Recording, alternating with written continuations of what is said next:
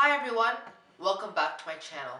If you haven't already, make sure to subscribe by clicking the subscribe button down below and clicking on the bell icon because that helps me out a lot. Also, don't forget to give this video a thumbs up and comment down below because that really helps out my channel. Alright, so today's video, we're going to be talking about how to choose an AP class. I know this is a really hard topic to choose, and so hopefully this video will help you out. So, I chose AP US History and AP European History.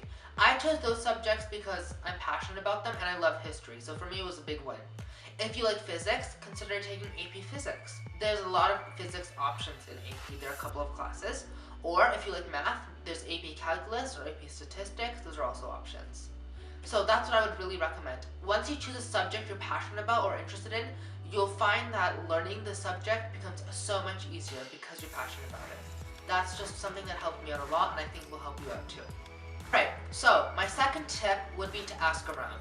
So I would recommend asking people at your school who are typically juniors or seniors, or people older than you, what AP classes they took and how their experience was with them. For example, I know that in my school, a couple of subjects, how well you do depends on your teacher. So I would really try to figure out which subjects have the best teachers and go along that route to see which teachers you think you would work well with and do really great in their class. Alright, so my third tip would be to review the CED.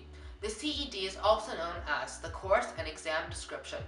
Most AP courses have these and you can find them on the College Board website.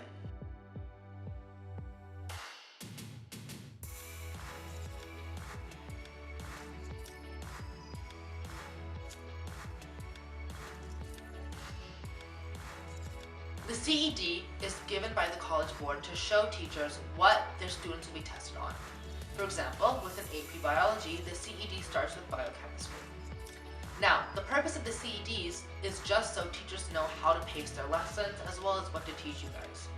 But I highly recommend that you yourself look at the CED because it has a lot of helpful information, such as what time periods are the most common on your exam. If it's a history course, if it's a science course, it'll show you which units are the most important.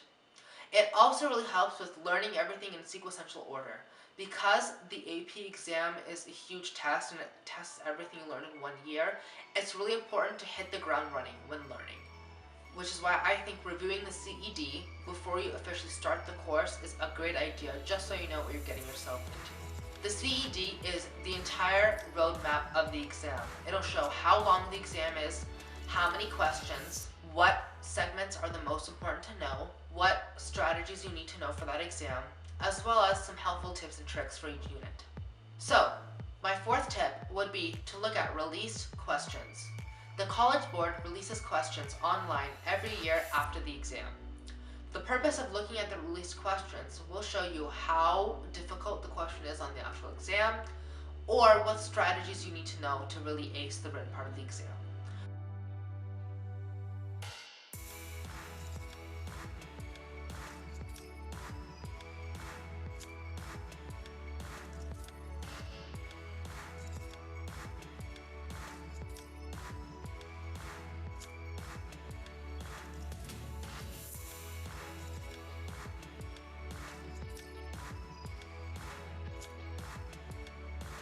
I also recommend looking at the student samples to see what other students wrote and how they were graded, which can help give you an idea of how difficult the grading will be on certain exams, and if you think you can do it, it'll give you a really good indication that that class is right for you based on how the written test is.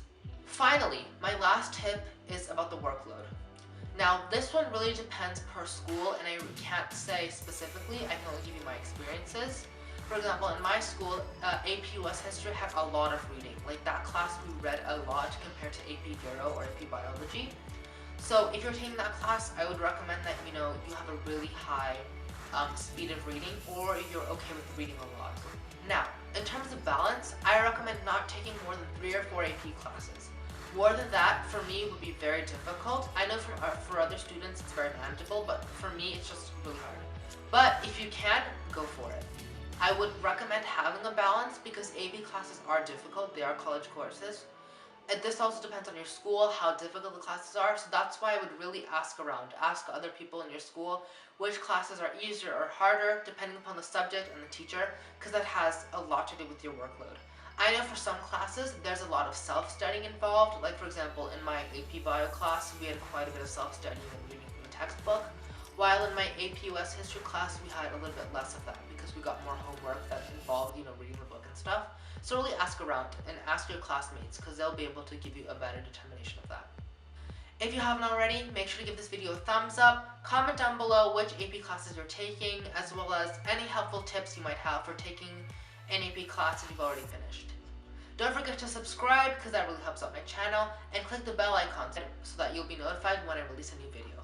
Don't forget, I upload every Tuesday and Friday at 11 a.m. PST, so I'll see you then.